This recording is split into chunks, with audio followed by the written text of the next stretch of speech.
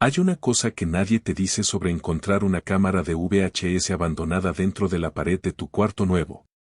El problema no es lo que grabó. El problema es que todavía está grabando. Me llamo Diego. Tengo 31 años. Soy técnico en telecomunicaciones, lo que significa que paso mis días arreglando cosas que no deberían romperse y mis noches intentando olvidar lo que vi en esa cinta. Esto que van a leer no es ficción. No es una historia que inventé para ganar karma en Reddit. Es lo que pasó en el departamento 14 del edificio Villanueva, en una colonia de la Ciudad de México que no voy a nombrar porque todavía vivo cerca y todavía tengo miedo de que él sepa exactamente dónde estoy. Sé que eso suena dramático. Sé que suena como el inicio genérico de una historia de terror de Internet. Pero escúchenme. Cuando terminen de leer esto, van a entender por qué tardé 3 años en escribirlo. Van a entender por qué mis manos tiemblan mientras escribo estas palabras.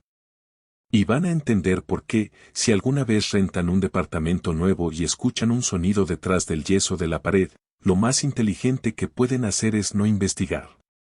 Simplemente no investigar. Empacar sus cosas esa misma noche y no volver jamás. Ojalá alguien me hubiera dicho eso a mí. Todo comenzó en septiembre del 2019, cuando me quedé sin trabajo y sin novia en el mismo mes. Las dos cosas estaban relacionadas, por supuesto.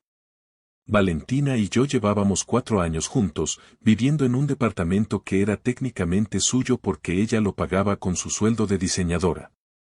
Cuando la empresa donde yo trabajaba cerró de golpe, pasé de ser el novio que aporta la mitad a ser el tipo que lleva 3 meses sin trabajo viendo videos de YouTube en el sillón. Valentina fue increíblemente paciente durante exactamente 91 días. El día 92 me dijo que necesitaba que me fuera. No la culpo. El problema era que con mis ahorros, que no eran muchos, la única opción que tenía en Ciudad de México era un departamento de los que la gente llama económicos y que en realidad significan pequeños. Viejos y en zonas donde los vecinos prefieren no mirarte a los ojos. Estuve buscando 2 semanas antes de encontrar el anuncio en una página de clasificados que ya no existe. El anuncio decía: departamento en renta. Una recámara, sala comedor, baño. Edificio con vigilancia. 3,200 pesos mensuales. Preguntar por el señor Fuentes. 3,200 pesos al mes en la Ciudad de México. En ese momento, eso era prácticamente gratis. Debí haber sospechado desde ahí. Llamé al número esa misma noche.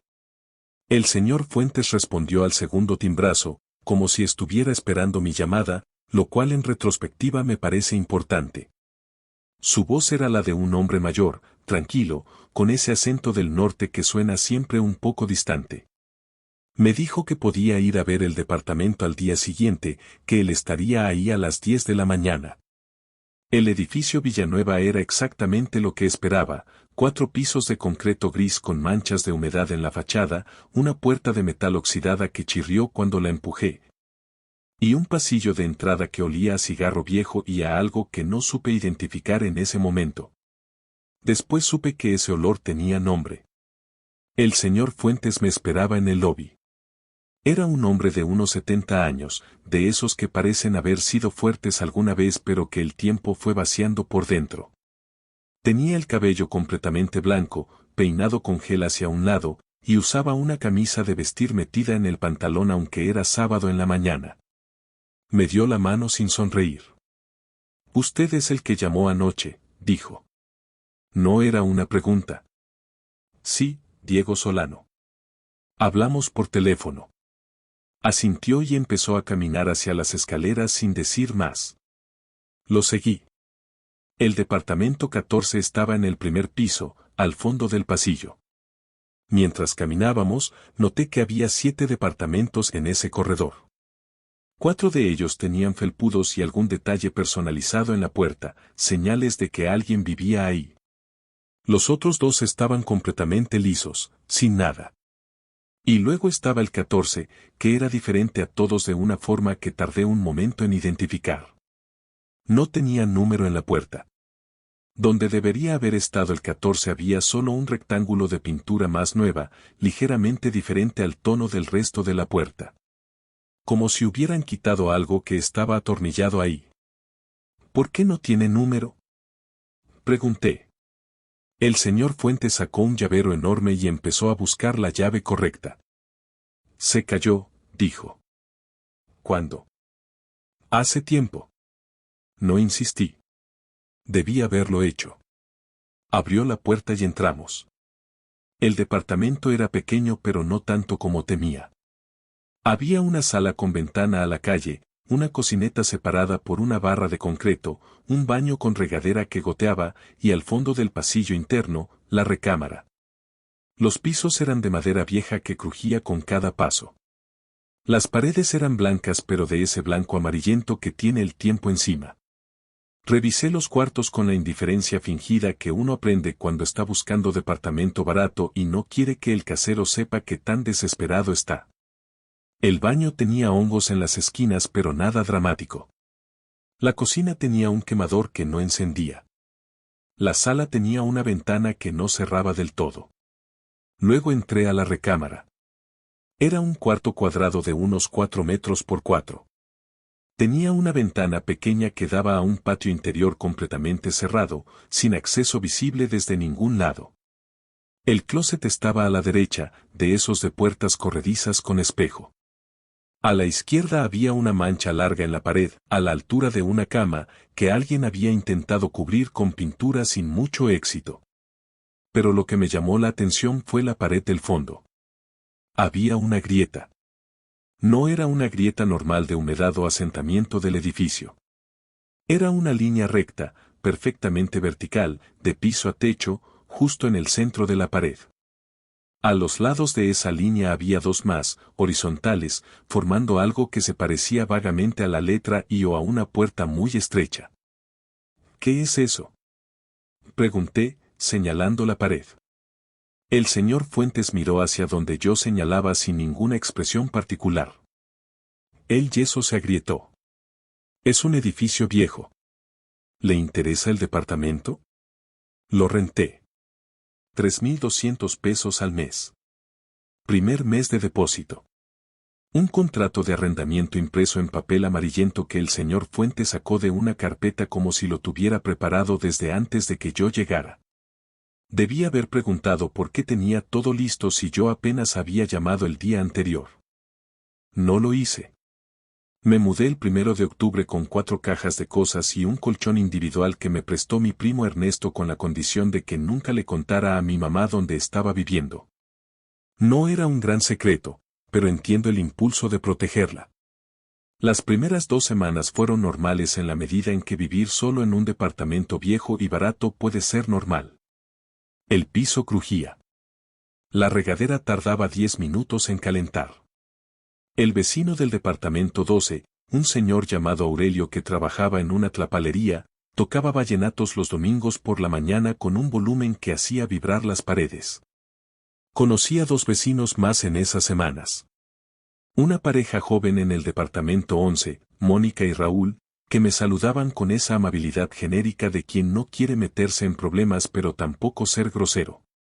Y una mujer de unos 50 años, la señora Conchita del departamento 9, que tenía 3 gatos y que el primer día que me vio en el pasillo me miró de arriba a abajo y dijo: ¿Usted va a vivir en el 14? Sí, acabo de mudarme. Me miró un momento más, como calculando algo, y luego asintió y entró a su departamento sin decir otra cosa. No supe qué pensar de eso. Conseguí trabajo a mediados de octubre, en una empresa de mantenimiento de redes que quedaba a 40 minutos en metro. No era lo que quería pero pagaba las cuentas. Empecé a dormir mejor. Empecé a sentirme menos como un fracaso ambulante. Y entonces, una noche, escuché el sonido. Era martes. Debían ser las 2 de la mañana. Llevaba dormido quizás 3 horas cuando me despertó un ruido que venía de la pared del fondo de mi recámara. La pared con las grietas. El sonido era difícil de describir. Era como, estática. Como la interferencia de un televisor viejo sintonizado en un canal muerto. pero rítmica. Con una cadencia que no era mecánica sino casi orgánica, como respiración. Me quedé quieto en la oscuridad, escuchando. Duró tal vez 2 minutos. Luego se detuvo. Me dije que era el edificio. Los edificios viejos hacen ruidos. Las tuberías, el asentamiento del concreto, los cambios de temperatura. Me volví a dormir. 3 noches después, volvió a pasar. Esta vez duró más. Tal vez 10 minutos. Y esta vez, en medio de la estática, me pareció escuchar algo más. Un sonido que podría haber sido voces, o podría haber sido simplemente el ruido convirtiéndose en patrones que mi cerebro dormido interpretaba como voces. Me levanté, encendí la lámpara y puse la oreja contra la pared. El sonido se detuvo de inmediato. Como si algo del otro lado supiera que yo estaba escuchando. El miércoles de esa semana bajé a la tlapalería donde trabajaba el vecino Aurelio y le compré una espátula, masilla para pared y una lámpara de mano con foco LED. Le dije que necesitaba revisar unas grietas en mi departamento. Esa noche, cuando llegué del trabajo, puse la lámpara directamente sobre la grieta vertical de la pared del fondo. Era más profunda de lo que parecía. Introduje la espátula y el yeso cedió con facilidad, como si alguien lo hubiera debilitado desde adentro. Detrás del yeso había algo que no esperaba. Un espacio hueco. Un espacio de aproximadamente 30 centímetros de profundidad, 40 de ancho y como 1,5 metros de alto, perfectamente rectangular. Como si alguien hubiera construido un compartimento secreto dentro de la pared y luego lo hubiera sellado. Y dentro del compartimento, apoyada en el piso sobre sus propias patas de plástico negro, había una cámara de video. Una cámara de VHS de los años 90. Una Sony Handycam, modelo CCD TR818, de esas que tenían el visor en el lado y el compartimento para el casete en la parte de abajo. Tenía polvo encima, pero no tanto como debería tener si llevaba años ahí. El indicador de batería en la pantallita lateral mostraba una barra roja parpadeante. Batería baja. No batería muerta. Baja. Eso significaba que la batería todavía tenía carga. Después de meses, tal vez años, dentro de una pared. Saqué la cámara con cuidado. Era más pesada de lo que esperaba. En la parte inferior había un compartimento para el casete, y cuando lo abrí, ahí estaba, una cinta de VHS negra, sin etiqueta, parcialmente rebobinada. La puse en la mesa de mi sala y me quedé mirándola. Debí haberla dejado ahí. Debí haber tapado la pared con masilla y no haber mencionado esto a nadie. Debí haber buscado otro departamento al día siguiente. En cambio, fui a la tienda de empeño de la esquina, donde el dueño, un señor gordito llamado Don Beto, vendía aparatos viejos. Le pregunté si tenía una videocasetera. Me cobró 80 pesos por usarla ahí mismo durante media hora. La cinta arrancó con 3 segundos de pantalla azul y luego apareció la imagen. Era la recámara de mi departamento. Reconocí la ventana pequeña que daba al patio interior. Reconocí la mancha en la pared izquierda. Reconocí el piso de madera. Pero la recámara no estaba vacía. Había una cama en el centro, y en la cama había una persona durmiendo. Las sábanas estaban enrolladas alrededor del cuerpo de tal manera que no podía ver la cara. Solo un brazo extendido fuera de la cama, la mano colgando. La imagen era granulada, con ese ruido visual característico del VHS, y tenía la marca de tiempo en la esquina inferior derecha, 2:14:33 segundos de la mañana. A los lados del número, el año, 1997. La cámara estaba fija. Alguien la había puesto en un tripié o en una superficie elevada, enfocando directamente hacia la cama. No había movimiento. Solo la persona durmiendo y el sonido ambiental del cuarto, ese silencio roto que tienen los lugares viejos de noche. Durante 4 minutos no pasó nada. Entonces la persona en la cama se movió. No se despertó. No cambió de posición. Solo el brazo extendido se retrajo lentamente hacia el cuerpo, como en una respiración muy profunda, y luego la mano volvió a caer. Y entonces noté algo que se me heló la sangre. En la pared del fondo, la pared donde yo había encontrado el compartimento, la grieta no estaba. La pared era completamente lisa. Pero había algo en el piso, pegado a la base de esa pared. Una mancha oscura. Larga. Con una forma que podría haber sido una sombra. Excepto que no había ninguna fuente de luz que pudiera proyectarla de esa manera. La mancha estaba quieta. Durante 2 minutos estuvo completamente quieta. Luego se movió 1 centímetro hacia la cama. Pausé la videocasetera. Le pregunté a don Beto si podía usar su baño, entré, cerré la puerta y estuve 4 minutos sentado en el excusado, respirando lentamente, diciéndome que era una sombra, que era un ángulo de luz, que era la granulación del VHS creando patrones donde no había nada. Volví a la videocasetera. La mancha ya estaba junto a la cama. No la había visto moverse. Había estado parada 2 minutos y cuando volví ya había cruzado 3 metros de cuarto. En ese momento la persona en la cama se incorporó. Era un hombre. Joven, tal vez 25 años, con el cabello negro revuelto del sueño. Se sentó en la cama con los ojos cerrados, como hace la gente que se despierta pero que todavía no está completamente consciente. Se frotó la cara. Bostezó. Luego abrió los ojos y miró directamente hacia la cámara. Y dijo: «Ya sé que estás aquí».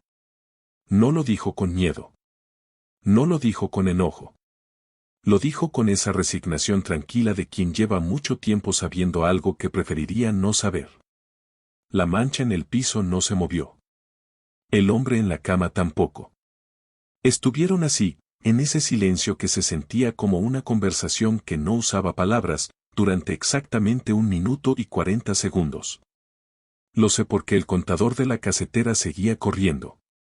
Luego el hombre dijo: «Esta vez no. Esta vez no puedo». Se acostó. Se jaló las sábanas hasta la cabeza.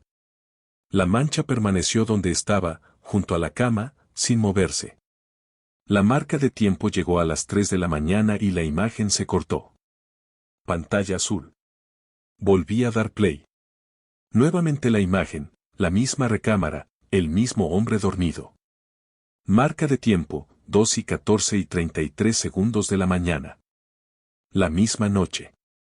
O una noche diferente con exactamente el mismo inicio. La mancha volvía a estar en la base de la pared. Era un loop. La cinta grababa la misma secuencia una y otra vez. Le dije a don Beto que ya había terminado. Agarré la cámara y la cinta y me fui al departamento. Esa noche no dormí. Al día siguiente, antes de ir al trabajo, toqué la puerta del departamento del señor Fuentes. Vivía en el departamento 1, en la planta baja, el que tenía más luz de todo el edificio. Tardó en abrir.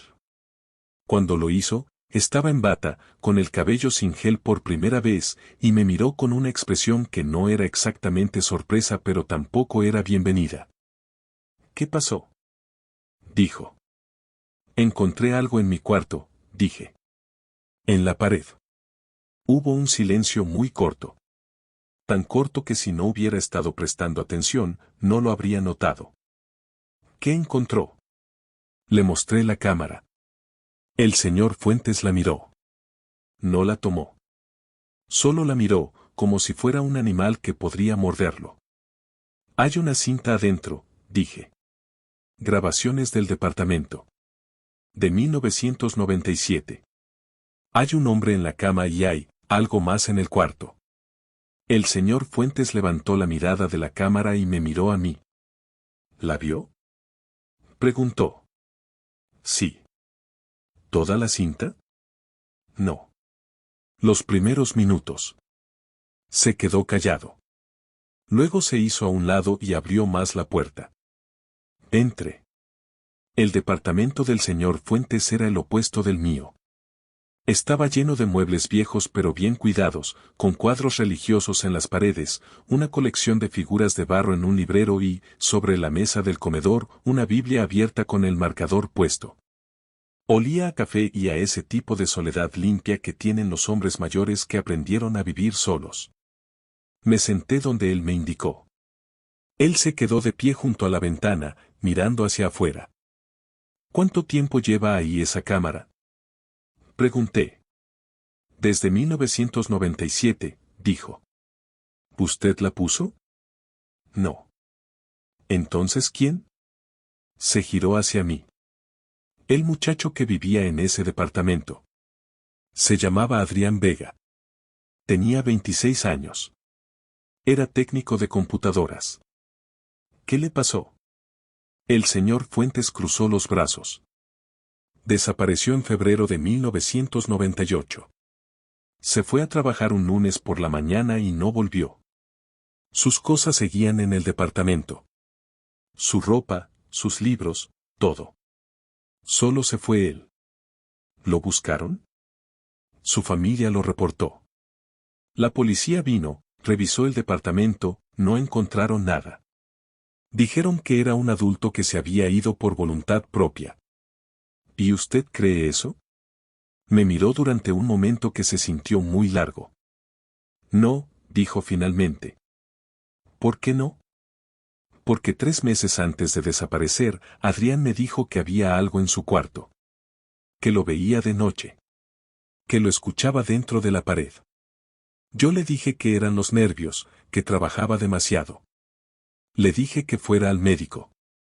Se sentó por fin, al otro lado de la mesa. Me arrepiento de eso todos los días. ¿Qué era lo que veía? El señor Fuentes puso las manos sobre la mesa, planas, como para estar seguro de que no temblaban. Adrián lo llamaba el inquilino anterior. Decía que era alguien que había vivido en ese departamento antes que él. Alguien que no se había ido cuando debía. El silencio que siguió tenía peso. ¿Cuántas personas han vivido en ese departamento desde 1997? Pregunté. El señor Fuentes me miró directamente. Usted es el tercero. Los otros 2 inquilinos se llamaban Samuel Torres y Rebeca Almaraz. Samuel rentó el departamento 14 de enero de 2003. Duró 8 meses. El señor Fuentes me dijo que era un estudiante de ingeniería, tranquilo, que pagaba puntual. Que en el 7º mes empezó a bajar cada vez más seguido a quejarse de que no podía dormir. Que escuchaba ruidos en la pared. Que se despertaba con la sensación de que alguien lo estaba mirando. En el 8º mes entregó las llaves sin dar explicaciones. Solo dijo que necesitaba vivir en otro lugar. El señor Fuentes me dijo que Samuel lo llamó una vez, meses después, para preguntarle si había alguien más viviendo en ese departamento. Que decía que a veces, cuando cerraba los ojos para dormirse en su cuarto nuevo, en un edificio completamente diferente, todavía podía sentir esa mirada. Rebeca llegó en 2011. Era contadora, de unos 35 años, que había salido de una relación larga y quería un lugar barato mientras reorganizaba su vida. Duró 4 meses. El señor Fuentes vaciló antes de contarme lo de Rebeca. Ella fue al hospital, dijo al final. ¿Por qué? En el 3er mes llamó a urgencias a las 3 de la mañana. Los paramédicos la encontraron en el pasillo de afuera del departamento, sentada en el suelo, sin poder hablar. El diagnóstico fue crisis de ansiedad severa. Ella dijo que había visto algo en el cuarto. ¿Qué vio? No quiso decirlo. Cuando yo le pregunté, me dijo que si lo describía, si ponía palabras a lo que había visto, lo haría real. Eso fue lo que dijo exactamente, si lo describo, lo hago real. Me acordé de la mancha en la cinta. De cómo se movía sin que yo pudiera verla moverse. De cómo el hombre en la cama, Adrián, la miraba con esa resignación tranquila. ¿Por qué sigue rentando ese departamento? Pregunté. El señor Fuentes tomó su taza de café, que debía estar frío para ese momento, y la sostuvo con las 2 manos sin tomar. Porque si lo cierro, si lo dejo vacío, Me pregunto qué hará él si no tiene a nadie a quien observar. Eso me quedó dando vueltas toda la semana. Sé que no debía haberla vuelto a ver. Lo sé. Con toda claridad, mirando atrás, sé que el momento en que volví a meter esa cinta en la videocasetera que le compré de segunda mano a don Beto fue el momento en que todo cambió de forma irreversible. Pero hay algo en la mente humana, especialmente en la mente de alguien que trabajó años con tecnología, que necesita entender. Que necesita ver el problema completo antes de decidir cómo resolverlo. No podía dejar la cinta a medias. Era viernes por la noche. Compré una videocasetera de 70 pesos en el Bazar del Oro. La conecté al pequeño televisor de la sala. Metí la cinta. Los primeros 15 minutos eran el mismo loop que ya había visto, la recámara, el hombre dormido, la marca de las 2:14 y 33 segundos, la mancha moviéndose, el hombre diciéndole ya sé que estás aquí. El corte a pantalla azul. Luego empezó algo diferente. Una nueva secuencia. Misma recámara, pero esta vez de día. Luz gris de invierno entrando por la ventana pequeña. El hombre, Adrián, sentado en el filo de la cama, mirando a la cámara directamente. Como si supiera exactamente que alguien, en algún punto futuro, iba a ver esa cinta. Habló. Si estás viendo esto, significa que todavía está ahí. Significa que no se fue con nosotros cuando nos fuimos nosotros. Escúchame con atención porque solo voy a explicarlo una vez. Hizo una pausa. Se frotó los ojos. Lo que vive en esta pared no es un fantasma. No en el sentido que la gente entiende esa palabra. Un fantasma es algo que fue humano y que se quedó. Esto nunca fue humano. Nunca. Creo que siempre ha estado aquí. Creo que el edificio se construyó sobre algo que ya existía y que ese algo encontró en este cuarto una abertura. Una forma de relacionarse con nosotros. Se levantó y caminó hacia la pared del fondo. Se quedó a unos 30 centímetros de ella. No te hace daño si no lo obligas a actuar. Si solo lo observas, si lo dejas existir en su espacio, te observa de regreso y ya. El problema viene cuando intentas sacarlo. Cuando intentas tapar la pared, cuando intentas tirar la cámara, cuando intentas ignorarlo del todo. Entonces se molesta. Se giró hacia la cámara de nuevo. Yo intenté ignorarlo. 4 semanas. Fue la peor decisión de mi vida. Tragó saliva. Si estás viendo esto, probablemente ya encontraste la cámara. Probablemente ya viste la primera parte de la cinta. Eso significa que él ya sabe que estás aquí, porque todo lo que pasa en este cuarto, él lo sabe. Pausa. Hay una forma de convivir con esto. Solo una. Debes ver la cinta completa. Hasta el final. No porque eso lo detenga, sino porque eso establece no sé cómo llamarlo. Un contrato. Una negociación. Él entiende que sabes lo que es. Tú entiendes lo que él es. Y esa comprensión mutua lo mantiene quieto. Si no ves la cinta completa. Se quedó callado durante exactamente 4 segundos. Si no la ves completa, empieza a pensar que todavía puede sorprenderte.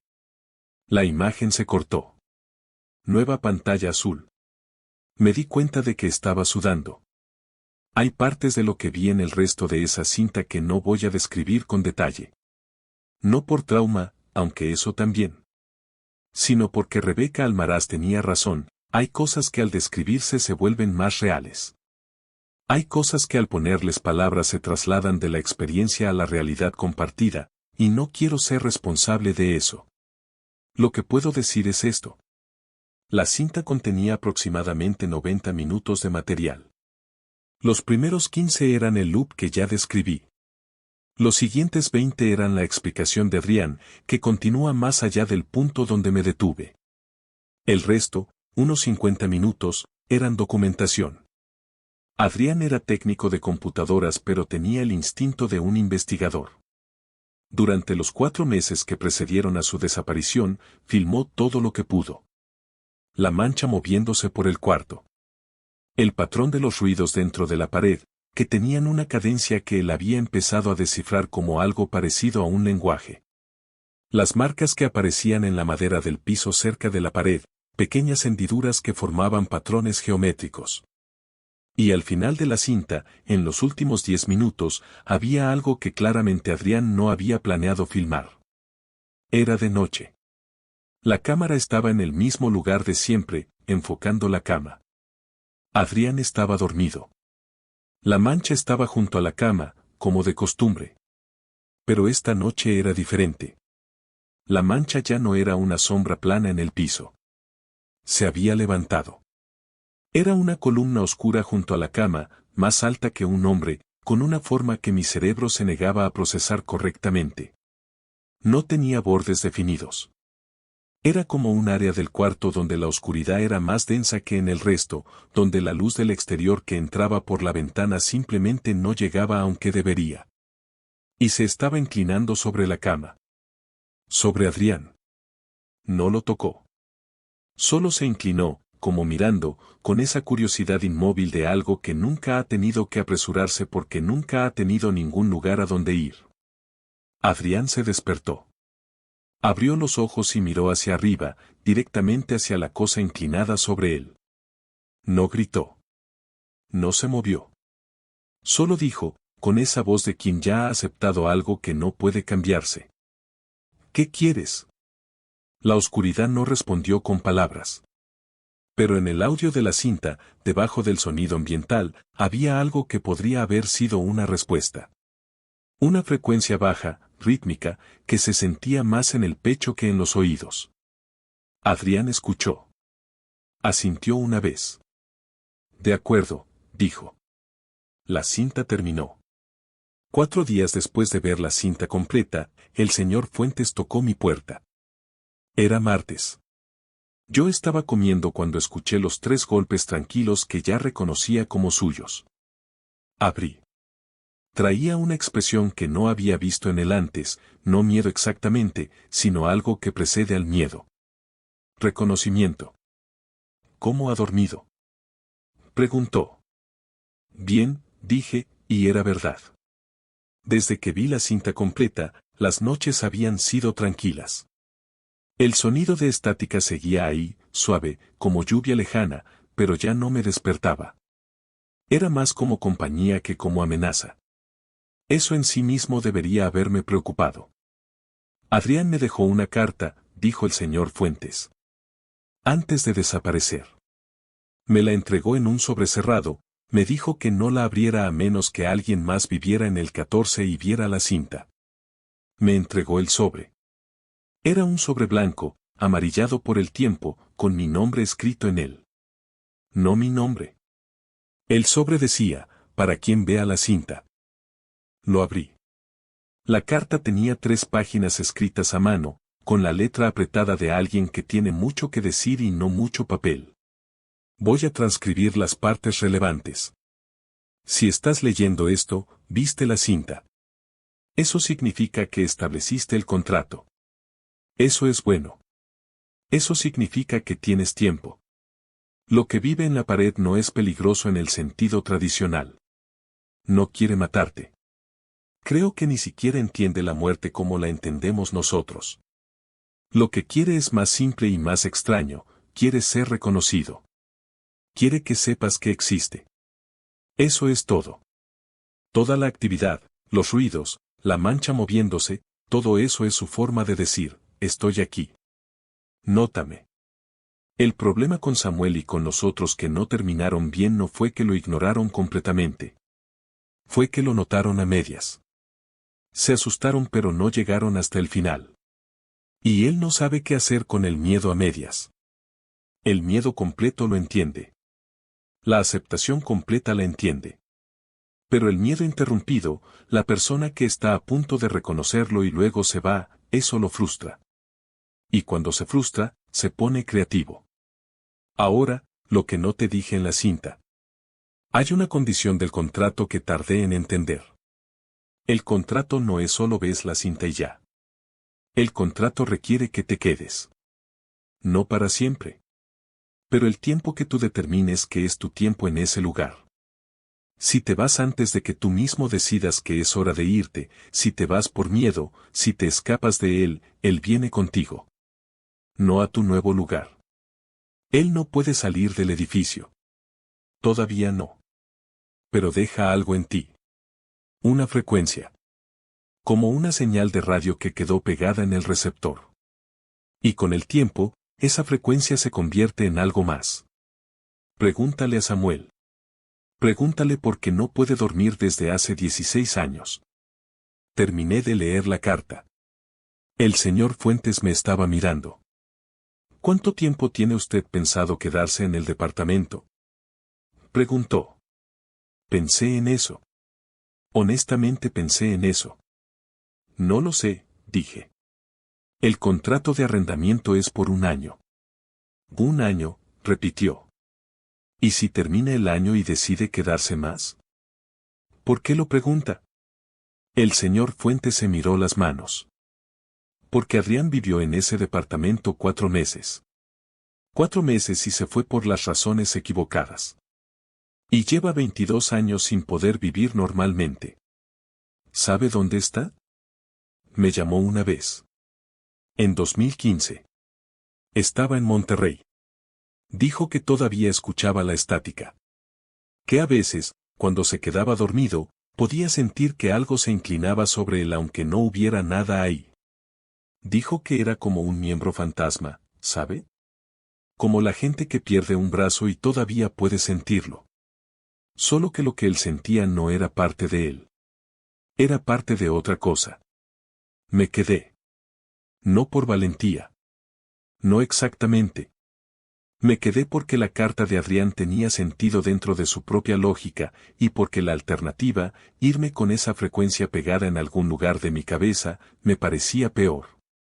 Y porque, si soy honesto, después de ver la cinta completa, después de establecer el contrato, el departamento 14 no era un lugar de miedo. Era un lugar extraño, sí.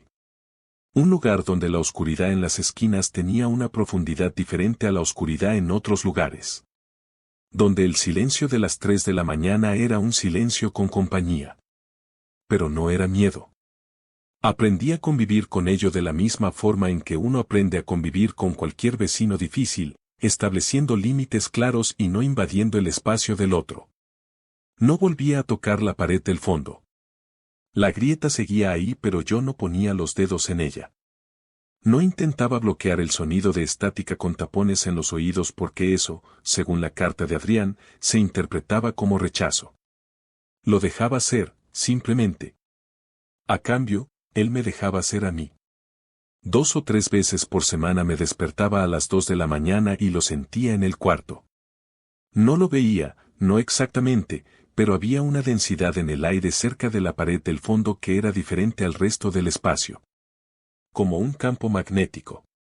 Como la presencia de algo con masa pero sin forma. Siempre dije la misma cosa que, después de mucho pensar, decidí que era el saludo apropiado. Ya sé que estás aquí. Las mismas palabras que Adrián había dicho en la cinta. Y después de eso, la densidad se asentaba. El campo magnético se quedaba pero sin avanzar. Y yo me volvía a dormir. Así pasaron 8 meses. El error ocurrió en junio. Mi mamá vino a visitarme. Le había dicho que mi departamento era pequeño pero cómodo, que el edificio era tranquilo, que estaba bien. Vino un sábado por la tarde con comida Tupperware y con esa mirada materna que escanea cada rincón buscando señales de que su hijo no está bien. Recorrió el departamento. Aprobó la cocina, al menos tienes lo básico, toleró el baño, cuando tengas dinero cámbialo, y cuando llegamos a la recámara se quedó mirando la pared del fondo. ¿Qué es eso? Preguntó, señalando la grieta. El yeso. Es un edificio viejo. Hay que taparlo. Así entra el frío. No entra frío, mamá. Diego, en serio. Eso se ve muy mal. ¿Tienes masilla? No en este momento, pero... El sábado que viene vengo con tu tío Roberto y lo arreglamos. Mamá, en serio no. Pero ya había sacado su teléfono y le estaba mandando mensaje a mi tío Roberto. Esa noche, después de que mi mamá se fue, me quedé en la recámara mirando la grieta. Ella no sabe lo que es, dije en voz alta. No va a pasar nada. Solo va a poner masilla. El silencio que siguió era diferente a otros silencios. Más denso. Más cargado. Esa noche no dormí bien. La estática era más fuerte que de costumbre, con esa cadencia rítmica que Adrián había descrito como un lenguaje. Yo nunca había aprendido a descifrarla. Me pregunté qué estaba diciendo. El sábado siguiente, mi tío Roberto no pudo venir. Se lastimó la espalda en el trabajo. Mi mamá llamó para avisar y me dijo que lo reagendarían para el siguiente fin de semana. El siguiente fin de semana ella tampoco pudo, tenía un compromiso de la iglesia.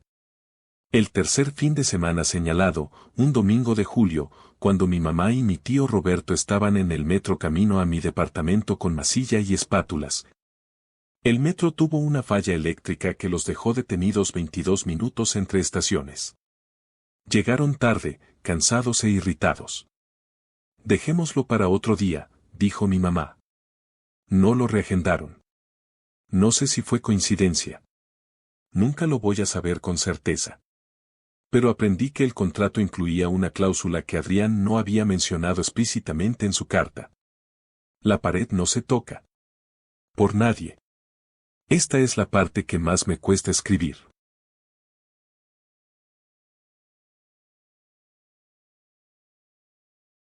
Era noviembre. Llevaba 13 meses en el departamento. El contrato de arrendamiento se había renovado automáticamente por otro año y yo lo había aceptado sin pensarlo demasiado, lo cual en retrospectiva me parece significativo. No había tomado la decisión activamente. Simplemente había dejado que pasara. Esa noche llegué tarde del trabajo. Eran las 11 de la noche. Comí algo, me bañé, me fui a acostar. Me desperté a las 2:14 de la mañana. La hora exacta de la marca de tiempo en la cinta. La recámara estaba diferente. No en un sentido que pudiera señalar con precisión, los muebles estaban en el mismo lugar, la ventana proyectaba la misma luz gris del patio interior.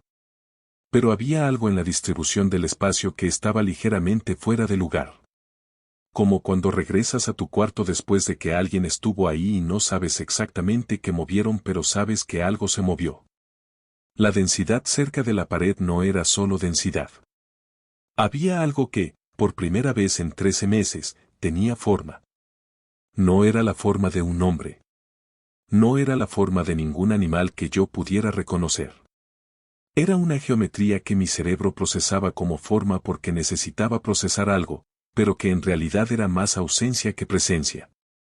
Un espacio donde las cosas que deberían estar no estaban. Me incorporé en la cama. No dije ya sé que estás aquí. No sé por qué. Tal vez porque en ese momento la certeza era tan total que decirlo hubiera sido redundante. Claro que sabía. Claro que estaba. Lo que dije fue: ¿qué quieres?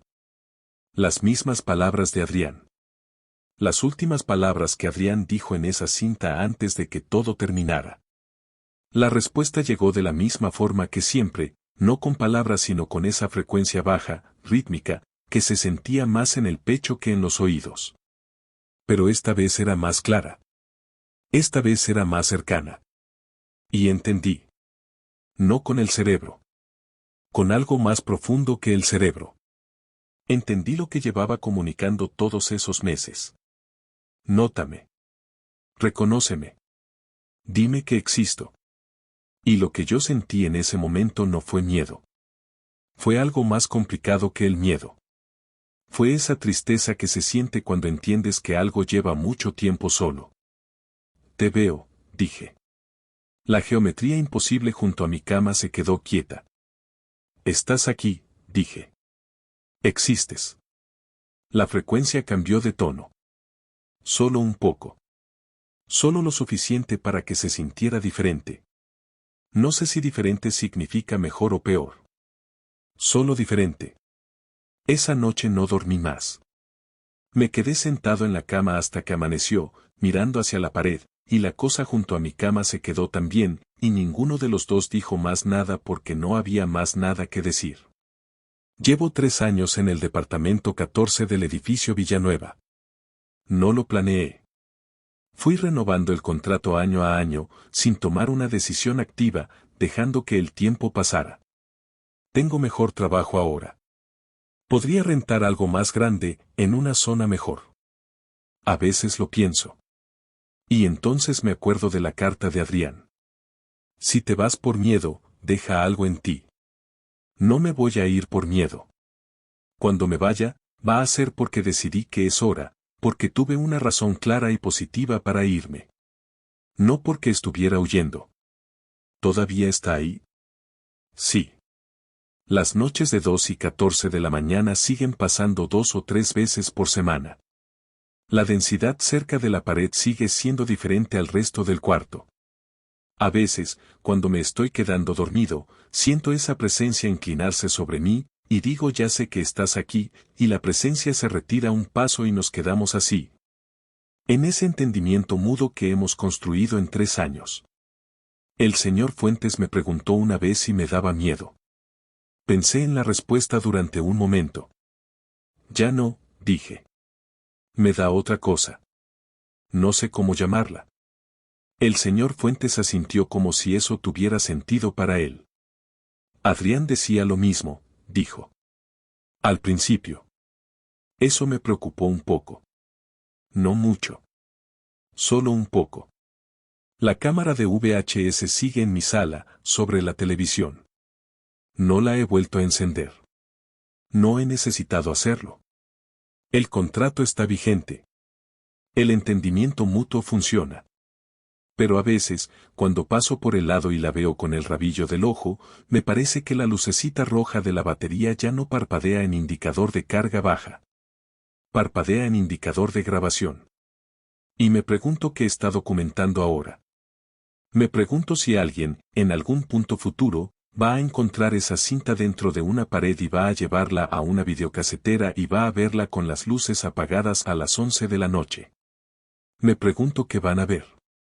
Me pregunto si van a ver la recámara. Y la cama. Y la mancha junto a la cama. Me pregunto si me van a ver a mí, sentado en el filo de la cama, mirando directamente a la cámara con esa resignación tranquila de quien lleva mucho tiempo sabiendo algo que preferiría no saber. Y me pregunto si voy a decir las mismas palabras que Adrián dijo. Las mismas palabras que yo dije cuando vi la cinta por primera vez y no entendí su peso. Ya sé que estás aquí. Esta publicación fue eliminada de r/Noslep el 14 de marzo de 2020, 17 horas después de su publicación original. La razón dada por la moderación fue violación de la regla 4, el narrador debe mantenerse en contacto con el hilo. El usuario u/nochesinfin-mx no volvió a publicar después de esa fecha. El perfil sigue activo. No ha hecho ninguna publicación. Pero cada 14 de mes, exactamente a las 2 y 14 de la mañana, hora del centro de México, el perfil aparece en línea durante exactamente 4 minutos. Y luego se va.